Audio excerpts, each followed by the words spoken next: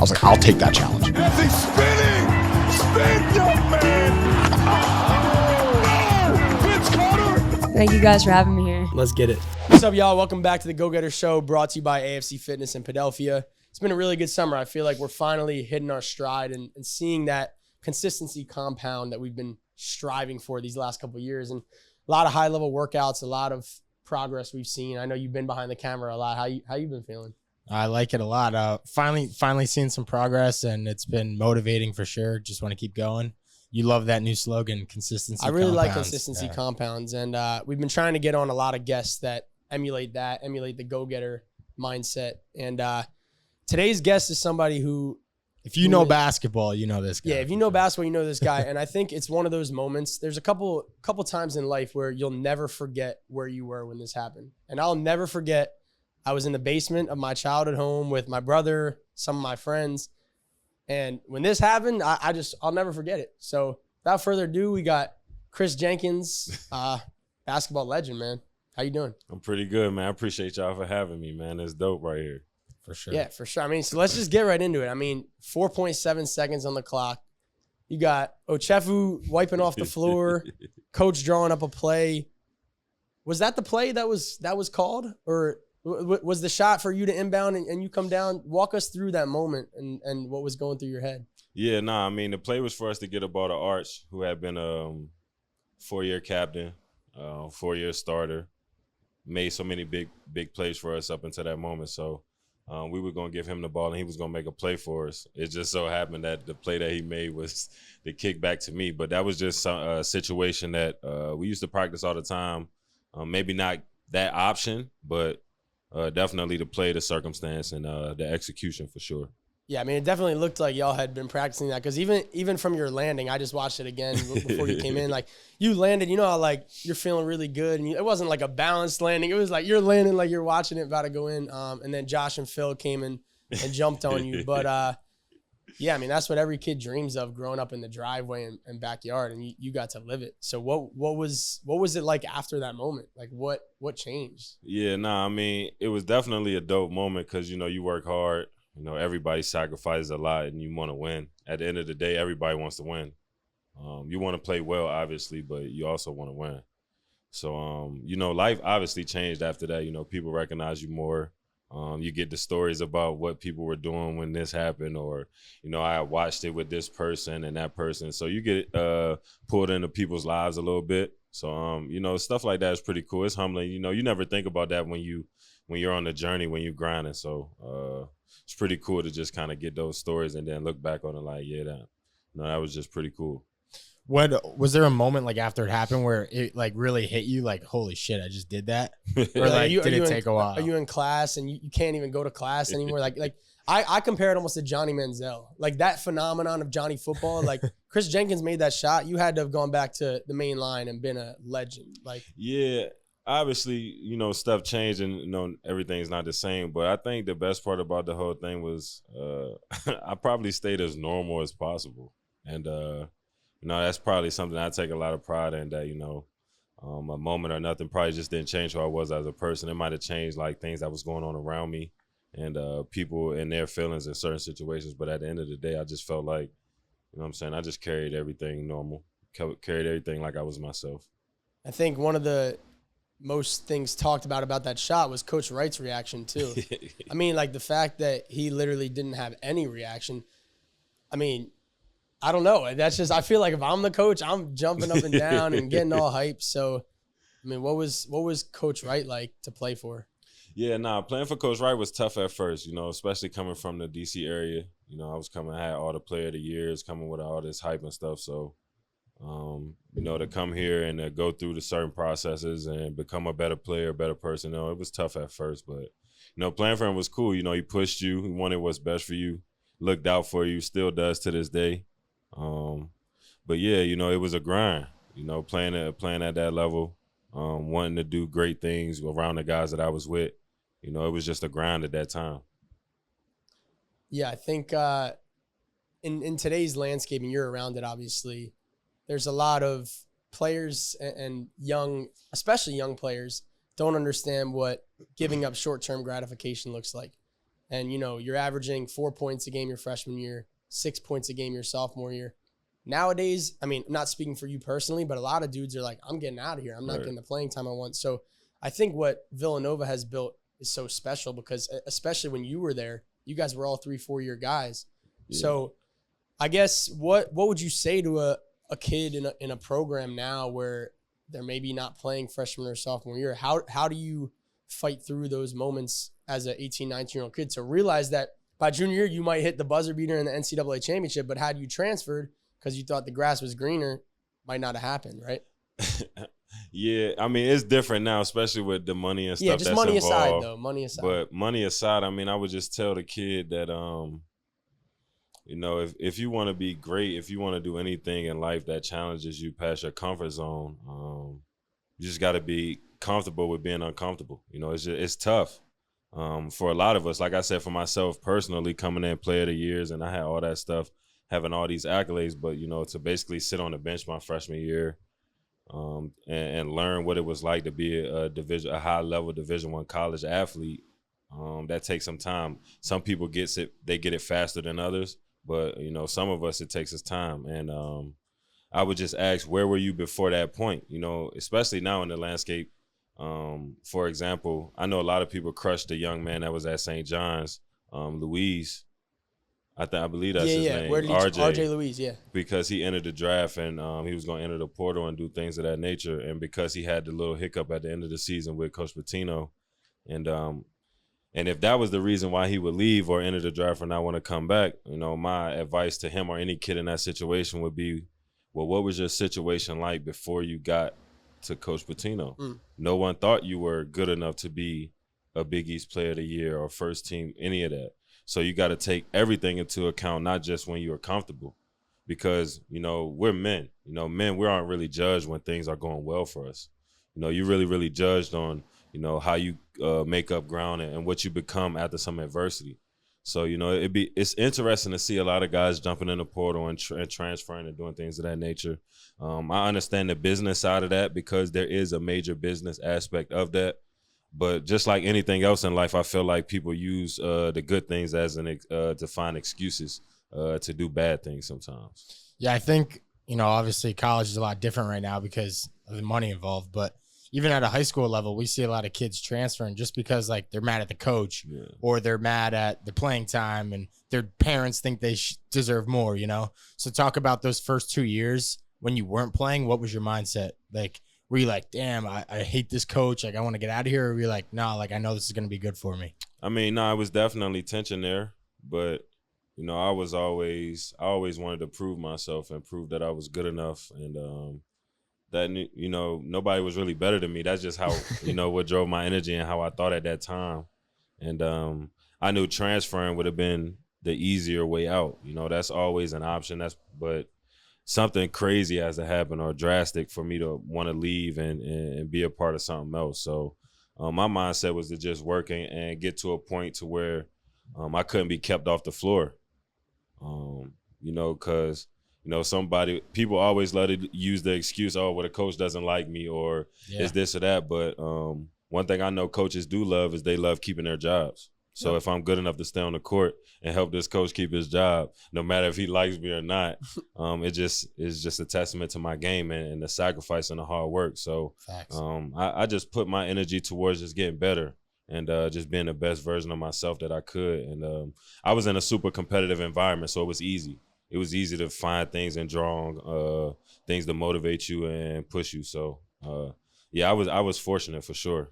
Did that mindset come from growing up? I know Coach Wright in Villanova obviously instills attitude, and we've seen it firsthand. We've worked with a lot of Villanova guys, and one of our main guys, Brendan Hawson, he was at Villanova for a couple of years, and he would be missing shots, and literally every miss he'd scream attitude. And so y'all clearly did something to instill that in your players. So was that something you learned there, or you kind of came in with that? No, it's definitely something that you learn. Even if you have like the foundation and stuff when you come in, it's something that's also just ingrained. And you learn it from the older guys too. It's taught from the older guys to the younger guys. But obviously the culture is set by what Coach Wright had built and just his pedigree and what he meant just to basketball in general. So, yeah, having a great attitude was just something that we could draw to in life.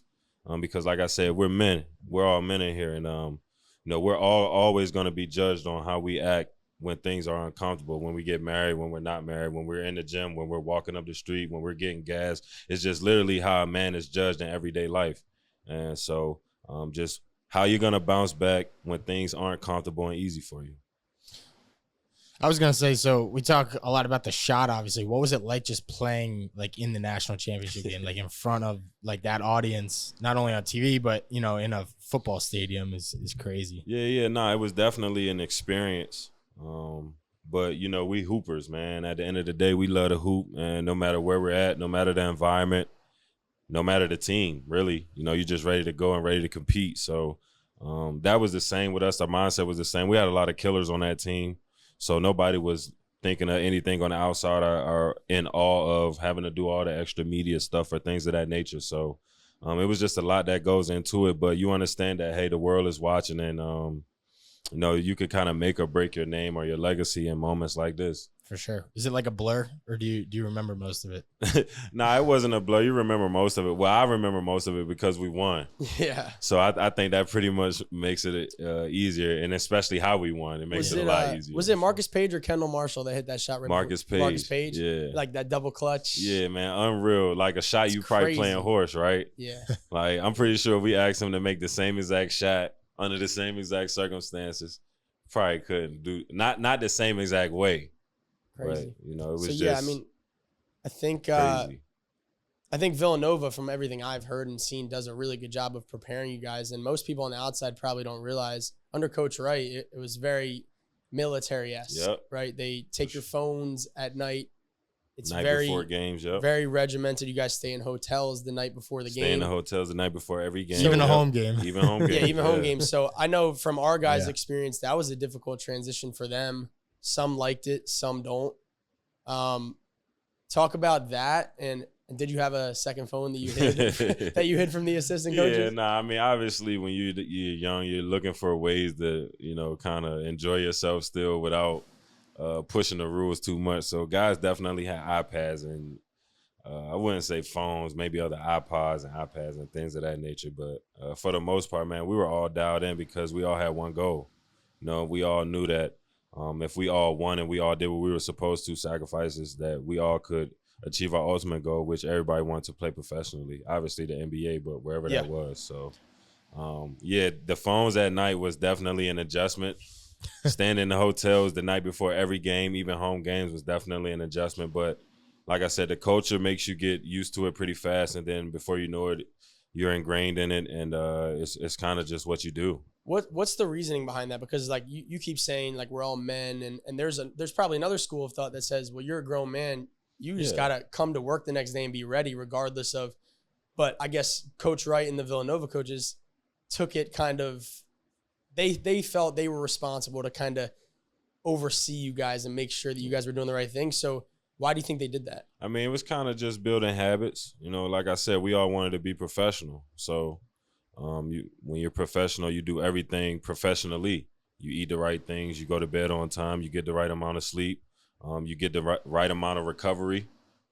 So we were kind of getting groomed and getting that ingrained in our minds. We had certain times that we would do certain things, film sessions and all types of things of that nature. So we were just building our minds and building our bodies to be the professional warriors that we wanted to be. So there is another way of doing it, and everybody does it their own way. And there are teams who win national championships who let their kids stay on campus and they have their phones and they could do whatever the night before, and that's fine.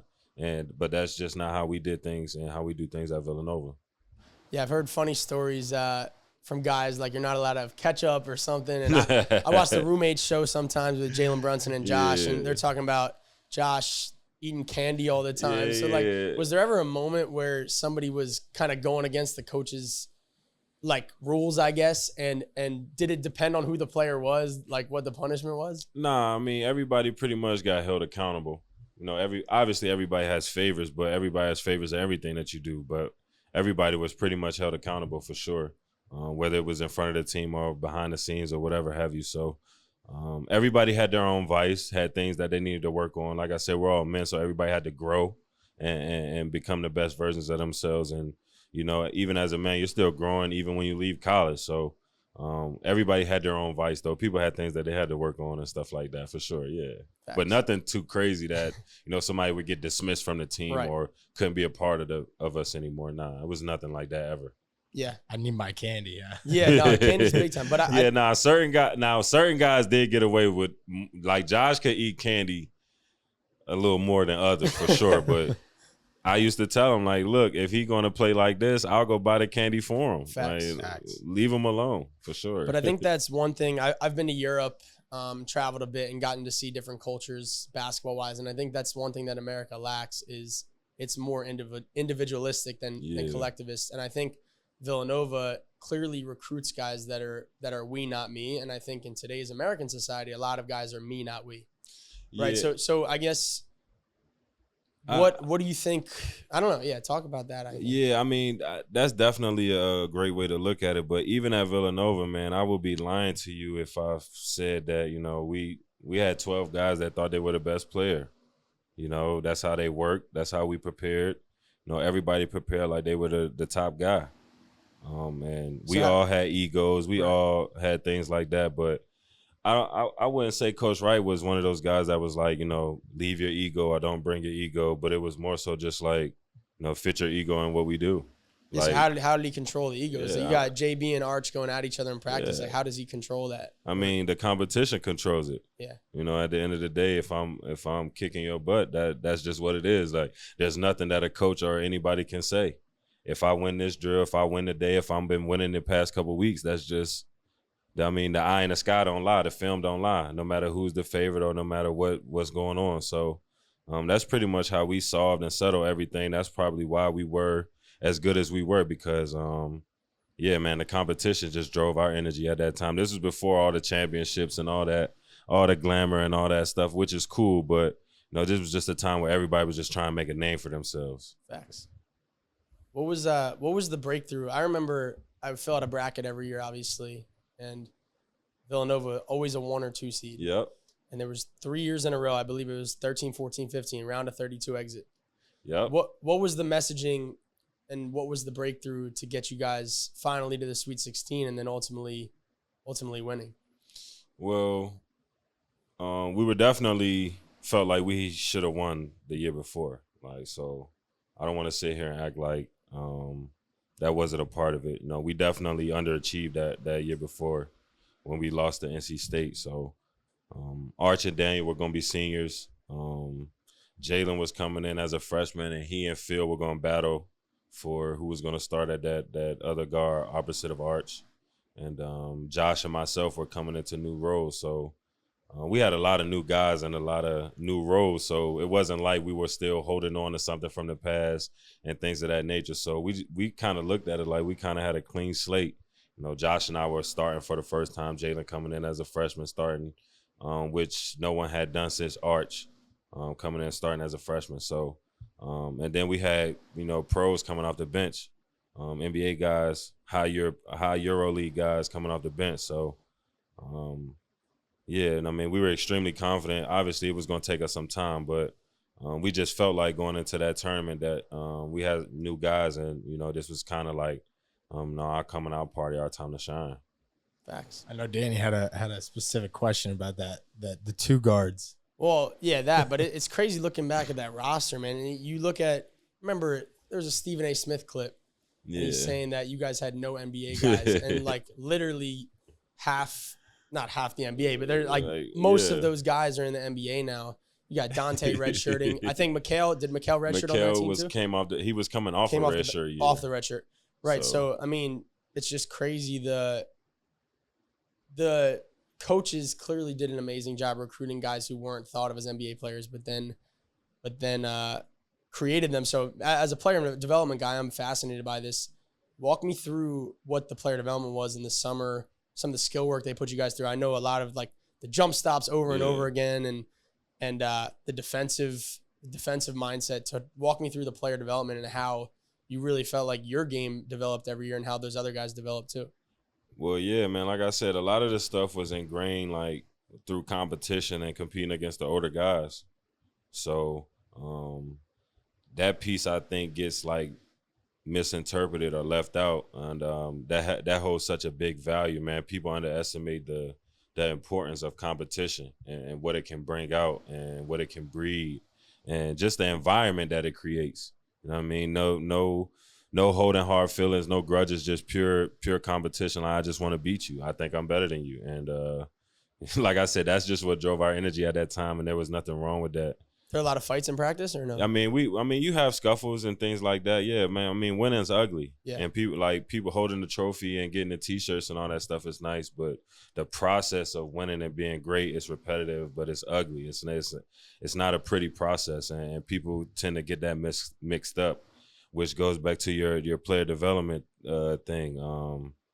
You know, it's about the grind, and I just wish that I had like videos, still had videos and stuff of just like certain things that we did. And like I said, just the environment, the competitive nature, just I want to do this drill better than this guy, and that guy's trying to do it better than you, but we all trying to do it better than each other. And it's just so crazy.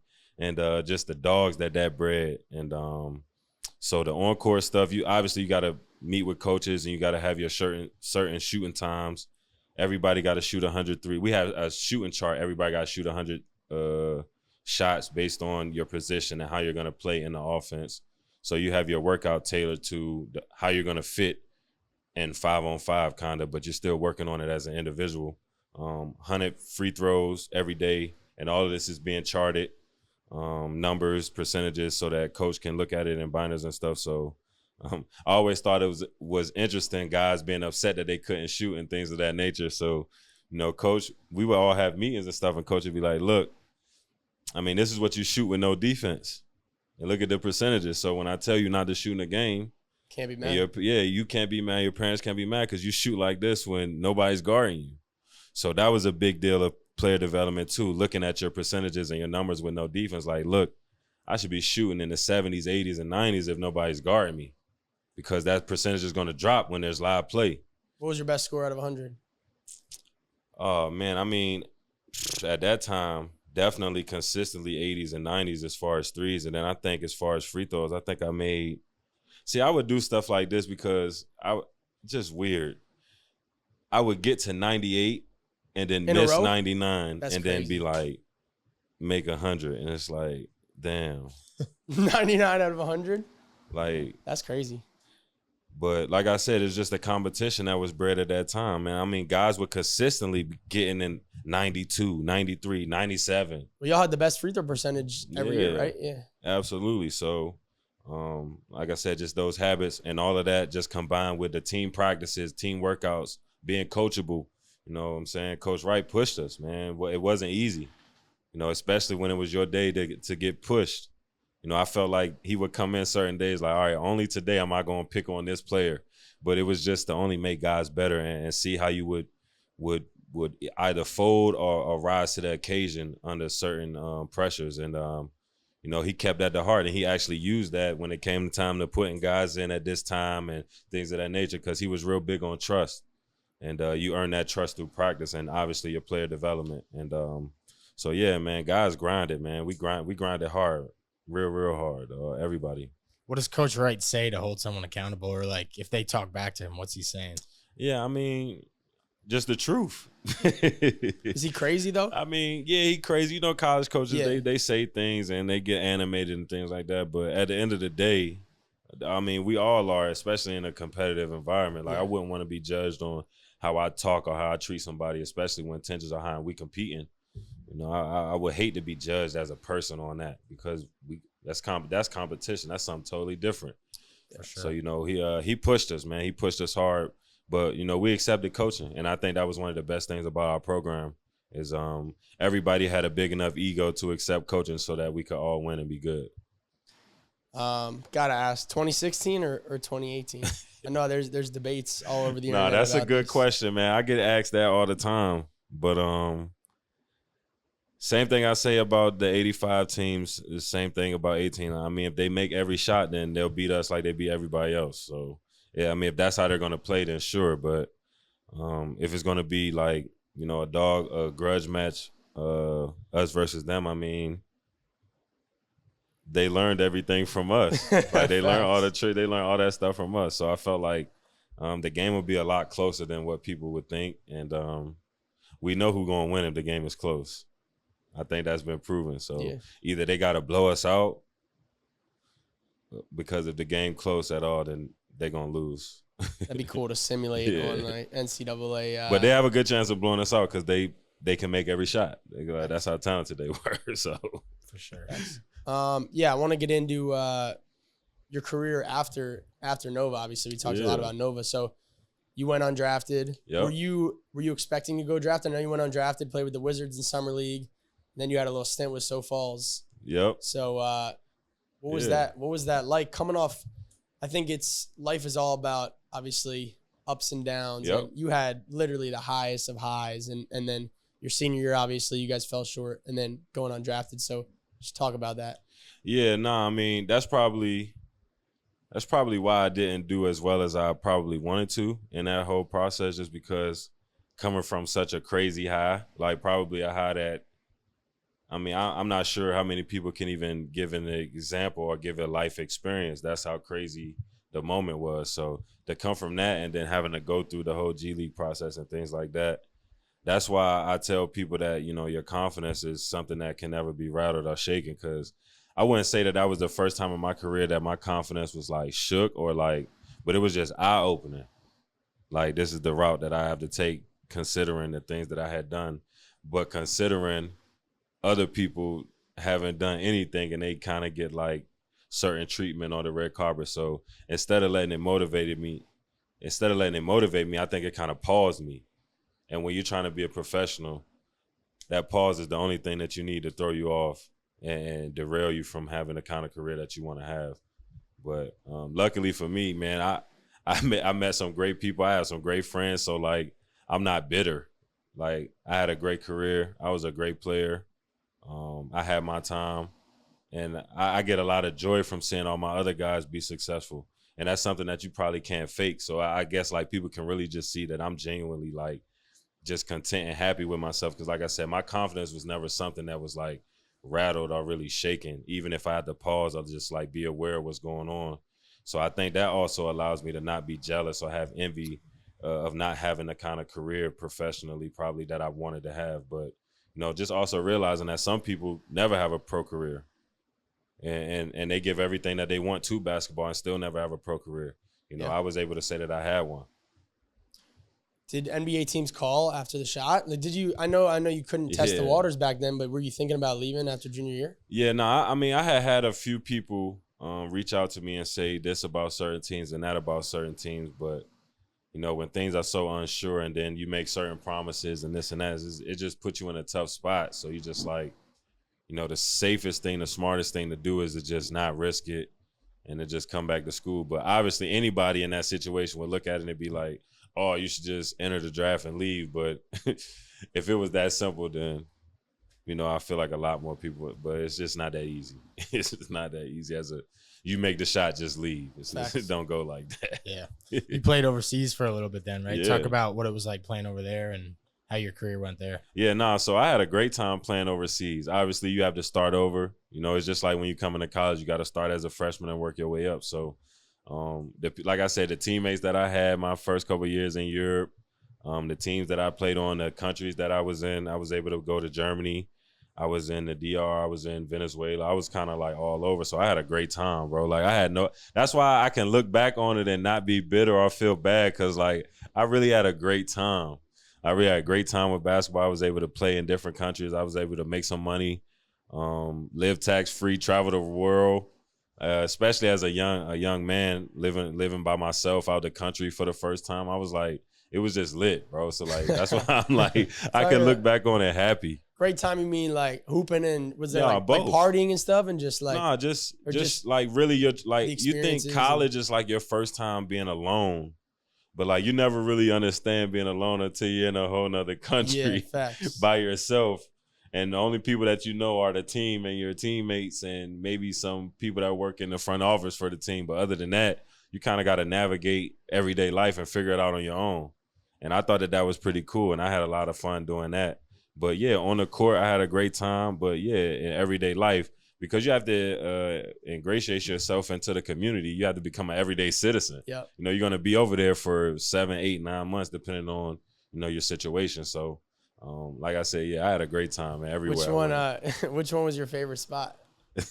Probably Venezuela or the DR. Nah, for sure. listen, they were great times. The Venezuela and DR I've never were been down definitely. there.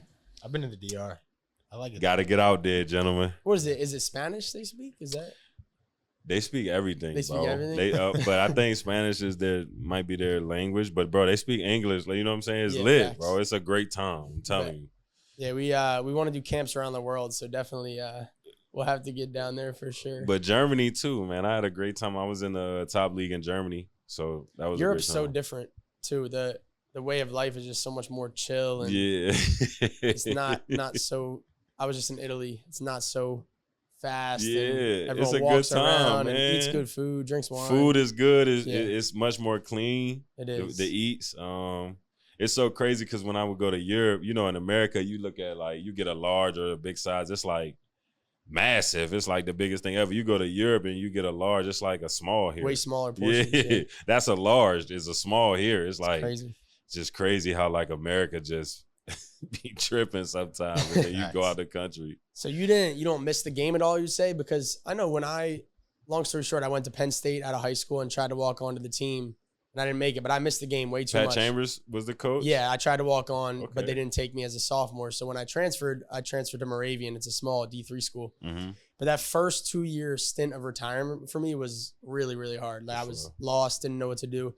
It prepared me for the second stint. After my 5th year at Moravian, I kind of knew I wanted to go full-time in player development and training, running my own business. So yeah. that wasn't hard for you retiring. I don't know, Nate can add on his experience, but I know for me, like that first stint of retirement was like, I was just lost. I know a lot of people go through that.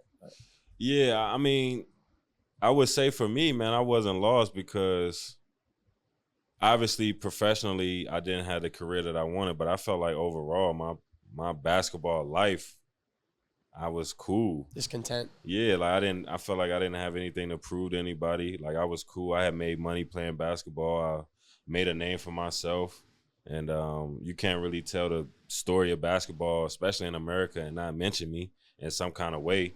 So it's just like, I mean, I was cool. I was content. I wasn't bitter. I wasn't upset. And like I said, I had my degree. I knew I was going to do some TV stuff. So my transition was easier. But I can understand how that's fearful for some guys, especially if you're kind of unsure of the things that you're going to do. But, yeah, man, I kind of always knew that I was going to be cool after basketball. I kind of would tell my professors that in college, too. Like, whenever they would talk about, like, what you want to do and things like that, like, I thought it would be service level to tell them that, you know, I want to play basketball and make it to the NBA. I thought that was cool. But so I used to talk to them about stuff that I wanted to do kind of outside of that. I would make it a point to let them know, like, you know, I'm not one of those people you would probably have to worry about, like, getting hung up or caught up. Like, even if it take me some time, you know, I'm going to be content and I'm going to be cool, you know, because basketball kind of just, like, it doesn't make up who I am. It's, like, kind of what I do.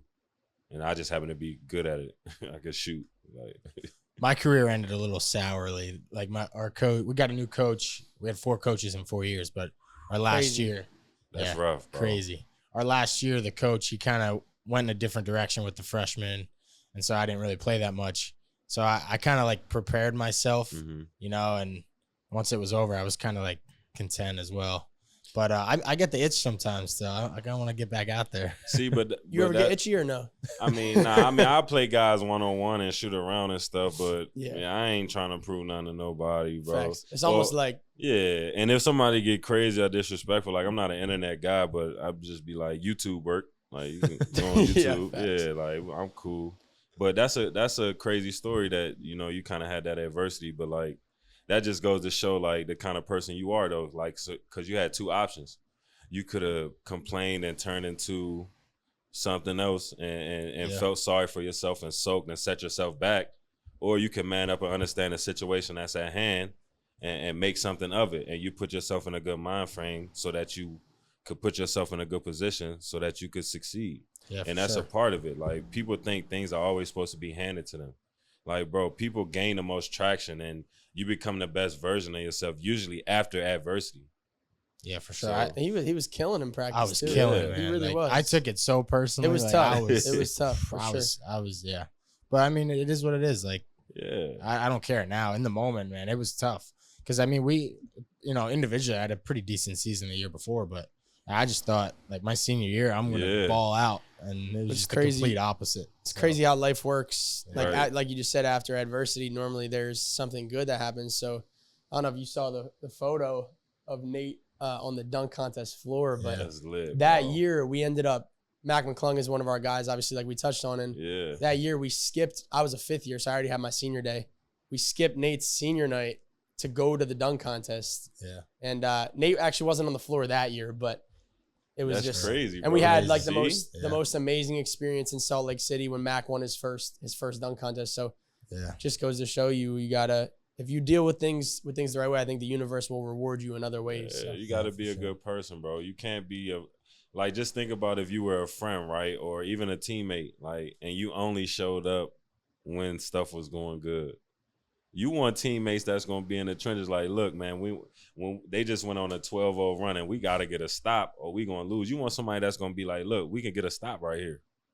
Or you want somebody like, look, if we don't score right here, bro, going to put us in a bad spot. We got to get a good shot. You want somebody that's going to lock in and make something happen, not somebody that's going to be like, well, we not up 10, so I can't help you guys.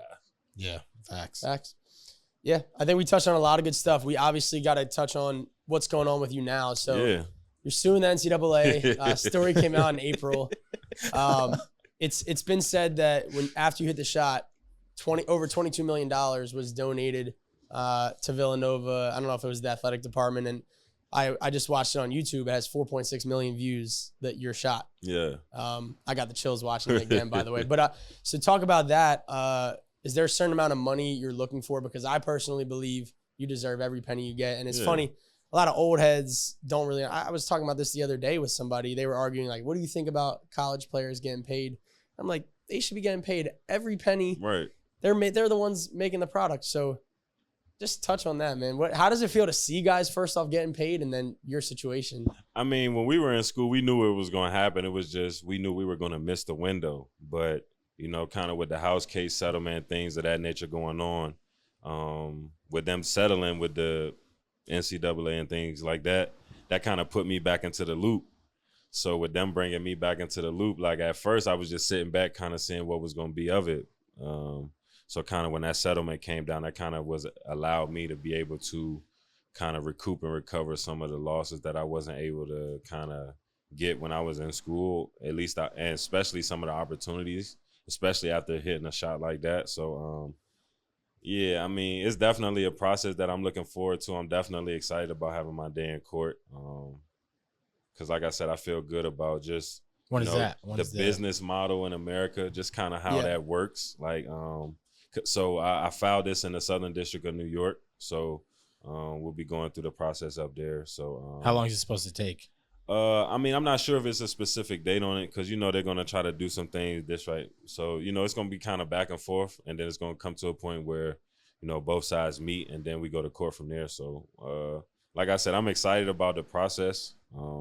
It's definitely something that it's kind of been in the works for a little bit. Like I said, with them bringing the settlement back into place, looping our years in, that kind of put me back kind of full swing. So, yeah, man, I'm definitely excited. And, yeah, this doesn't affect my relationship with Nova in any kind of way. So they're not included in the lawsuit and things like that. So, I had a good relationship with the school, and we'll always continue to have that and figure stuff out moving forward. Well, and there was a $2.8 billion settlement, but I believe you declined it, right? You're part in it. So how does this work? Are you fighting against?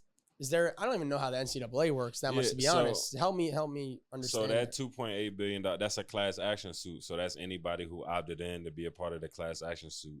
And like I said, those years involved me. So with the years involving me, I was able to look at certain things and then kind of come to the conclusion, like, you know what I'm saying? It'll be more beneficial to kind of like just do my own thing. They offered a number to you essentially? I mean, everyone gets a cut. Everyone gets like everybody gets like So a you cut. just decline your cut. Yeah, I just decline my cut. Like, look, I feel because you'd like, rather fight it. Yeah. yeah, I'd rather get what I feel like you know what I'm saying, my true maximum value. So How do you? So are you meeting with your lawyers and you're trying to determine what number you're coming up with, and like how does that work? How do you even quantify that? I mean, I feel like, were you guys alive when Christian Laettner hit that shot? No, No. that was in the 90s. And they still show it, right? Of course. Yeah. There you go.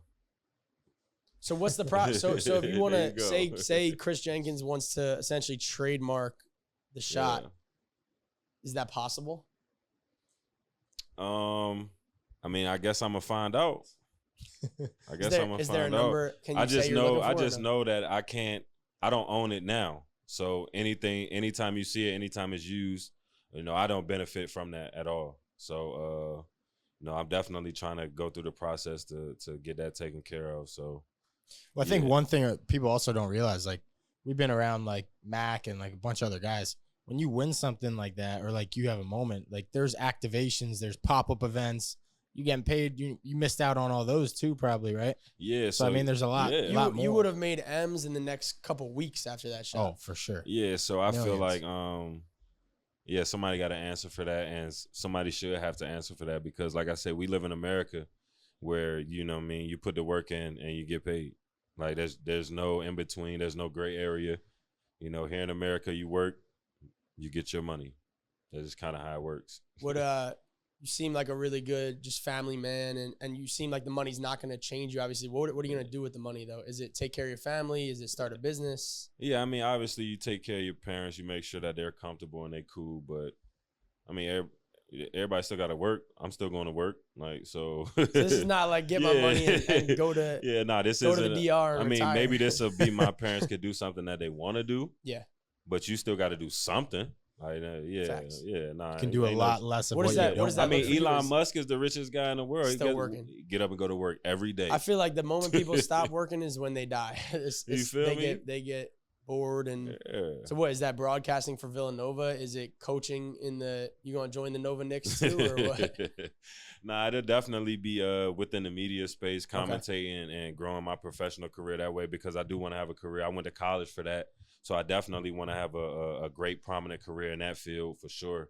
Especially with the Olympics coming up here in the next couple of years and stuff, I definitely want to try to make my mark and get a great start up to this career broadcasting. But that'll definitely be starting my initiative and giving back to the youth. Maybe instead of going sour and going evil, maybe I could partner with certain people and go and speak at these universities about NIL and be like kind of the spokesperson. Like, it doesn't have to be like this contentious, evil relationship, but I mean, if it gets to that, it gets to that. So it's kind of just like, there's a lot of things. I'm not a just throw money at me and I go away type of guy. I mean, you can do that, but the amount of money I'm going to ask from you to do that is going to be probably a lot more than if you gave me something and then we worked out something throughout the years coming up. So, I mean, we'll see. Yeah, I mean, you're super well spoken, so I'm excited to see you on the TV a little bit. I mean, I who feel like knows? I've seen you on TV for sure. Yeah, no. Did you announce any Brendan Hawson 3-pointers or no? Nah, but I did. I did call a couple Big East games this past year for FS1. So Got you. I did do that, but I don't know, man. I'm trying to become the voice of HBO Hard Knocks, man. We got to get a new voice to cover That'd be the Hard dope. Knocks. Yeah, That'd be dope. slide me in there, man. Hey, man. We got to start pushing some of these older guys out of media, man, and get some of this young blood. The in new there. media. That's what Draymond says. Yeah, so. man. Come on, man. How I'm y'all with feel about the TNT guys going to ESPN? I don't Shaq know. and Kenny and Ernie and I mean, I think love they'll those guys. I keep think it they do a similar. great job, but They'll keep it similar. nah, but I'm saying They though, you love don't them. think it was Everybody just loves time them. for some new, younger, new younger guys. Yeah, like I feel like they made their mark on sports and TV. Like I feel like it's time for some new guys to get those opportunities and That's make fair. their career and things like. Well, along that. those. So, what's your take on the media landscape, the Stephen A's and that world where it's maybe dudes who didn't play in the league Yeah, and they're making it kind of clip farming and making clips just to, I don't know. It seems like you got the whole Brown and Stephen A clash with all that stuff. I mean, obviously that was weird. Like It feels Steve- like made yeah, up I don't in know a what. way. Yeah, I don't know. Is it weird like for a guy like Kendrick Perkins, for example, like he's a former player to then go talk about Kevin Durant, who was his teammate? Is that do guys feel some type of way obviously about that's that? that stuff is weird. Like obviously you can have an opinion and do your job, but I don't know. I feel like people in the media for so many years use their job as a reason to be like an asshole, To talk shit, or be yeah. bad, or be a bad person. And well, somebody has to ask this question. Like, no, you don't have to ask that question, or you can ask it a different way. Like, so I just feel like they just look for reasons to do the wrong things and be bad people. But no, obviously that Kendrick Perkins stuff, it is weird. Some of it is weird. The Stephen A. stuff is extremely weird. Well, I feel like to play devil's advocate, is there a time when players can get critiqued? Because back in the day, I'm sure Yeah. Jordan used to get ripped in the papers or whatever. So like, Yeah. I think some people believe there's a level of entitlement from the players where it's like you can't even speak on my bad game or whatever. I feel like I see Russell Westbrook in that stuff all the time. Like when is it okay to criticize someone's game? I mean, obviously you can criticize somebody's play. You can always criticize their game and their job, what they do. But I just feel like there's a way that you can go about it.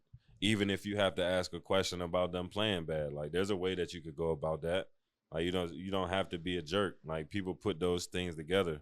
And I just feel like if people just thought out things and really gave it some time and thought, they could come up with a reasonable question or a reasonable answer. And then obviously everybody's not going to get it right all the time, especially if you're interviewing a guy right after a game. It's emotional, high intensity. Like, there could be tension there. There could be back and forth. Like, that's fine. That happens. But I feel like a lot of the stuff that these guys do is for entertainment purposes. They know they're going to get clickbait, and they know they're going to get views, and they know they're going to go viral. And so I just think that a lot of that stuff is corny, man. Like, you could do your job without being corny, I feel like. For sure. Yeah. And no, I think that was great. And we touched on almost everything. I got a couple fun rapid fire ones. First off, I guess try to answer in like 15 seconds or less. Yeah. Favorite memory from Nova besides the shot? Was there some moment with your teammates, a moment on the road? Is there anything that stands out? Man, I'll be honest with you, bro. Probably all of the traveling, bro. All of the traveling with the guys, man. All of that stuff was fun. The bus trips, the plane rides, and things like that. Is there a favorite teammate that you had? Oh, man, favorite teammate? Nah, I was fortunate, bro. Even going back to my freshman year, like James Bell and, Javon Pinkston, Tony Chino, and all them guys, and then Darren Hilliard. So, obviously Josh, Jalen, Mikal, E, Phil, some guys that I've known since high school, middle school type. So, I probably couldn't pick one favorite teammate because they all pretty cool. So, yeah. So they were good vets. There was no hazing. Not on my part. I was cool with everybody, stand man. for that. Yeah, I was pretty cool with everybody, bro. I got along with everybody. I'm from the Valley, so I know Darren. Yeah, I don't know him personally, but shout out to D. Hilly, man. Yeah. Bethlehem still, man. Shout out to Hill. That's where our school was in Bethlehem. So Yeah. yes, sir. Yes, sir. But what about one arena you always loved playing in? Oh, man, one arena that I loved playing in, obviously the Garden. I didn't really care too much for going to New York, but playing in the Garden was always a good time. Selling Sure. out the Garden. Garden was like y'all home court, Yeah, man. yeah, we used to turn up. Crazy. Better point guard. This might get you in trouble. Ryan Arch or JB? You could say at Villanova. It's got to be. I love Arch, but it's got to be Jalen, right? Like, National Auto Player of the Year awards, 2 national championships, graduated 3 years. I feel like Arch would say Jalen too. Well, which one did you like playing with more? Or it was just equal? They both made my life easy. Just kick out. You get stuck, find me. I got you. I'm going to knock it down. They both show love. So, yeah. Cool. Yeah, so we always wrap up the show. It's called the Go-Getters Show, obviously. So we're very selective with who we have on. Yeah. We want to have people on who have chased their dreams. They're passionate about things. They work hard. So where do you think you got that mindset from? I always like to talk about nature versus nurture. Was it something that somebody instilled in you? Was it your environment? Or do you think Kris Jenkins is just a killer and a go-getter? Nah, I would definitely have to give credit to my parents, man.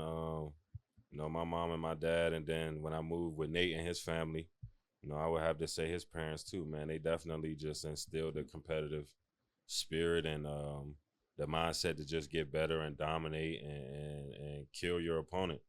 You know what I'm saying? So definitely a big shout out to them. That's probably where I got it from. Love it. Yeah. I think that's good. Really appreciate you coming on. I'm wishing you the best of luck in your in your court hearing, and we'll be tapped into that and all your broadcasting. You're gonna be a star in the broadcasting field for sure. Appreciate that. So I'm sure we'll see you around at Nova. Yeah. Train some of the guys, and we'll see you at some games. So yeah, man, looking forward to keep building this relationship. Come on, man. I appreciate y'all. You know I'm gonna see y'all around. Y'all Birds fans? Of course. Sir. Come on, man. Y'all know I'm repping the guy. Who You go to some games? You think we're repeating this year or what? I mean, we better. We got to, You man. could, We gotta get take us in that advantage. Nova box or what? I know Nova's got a box there. Yeah, I so. don't know about the box, but we can get to some games All for right, sure. once you get the Let's do it. settlement, you want to take us to a game? Yeah. Hey, I'm working on some season tickets. Hey, my boy Brian Papson, Villanova grad, work for the Okay. Eagles. Work on some season tickets, bet. man. We're There we gonna lock go. in. Need that. B Pap, holla at your boy. At your Sounds boy. good, man. Yo, appreciate you guys listening as usual. Make sure you like, comment, subscribe, and let us know what you thought of Kris's story. I thought that was a really, really good episode. One of my favorites so far. Yes, sir. So stay tuned for more. Where can they find you? Instagram or Yeah, man. Kris Jenkins _2. I keep it simple. Show me some love. I follow back too. You know what I'm Follows saying? back. You Yeah, heard it here man. first. I follow But, back, yeah. Bet. see y'all next time and peace. Holla. Peace. Hit it.